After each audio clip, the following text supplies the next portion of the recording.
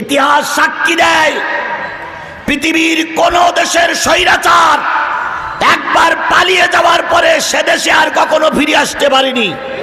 এটা পৃথিবীর ইতিহাস সাক্ষী দেয়।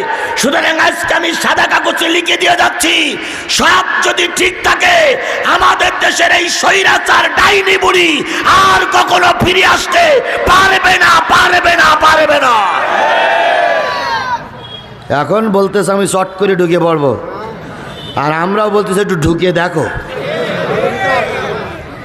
কি ও ঢোকবে আর আমরা চুপচাপ বসে থাকবো? জোরে বলেন, বসে থাকবো?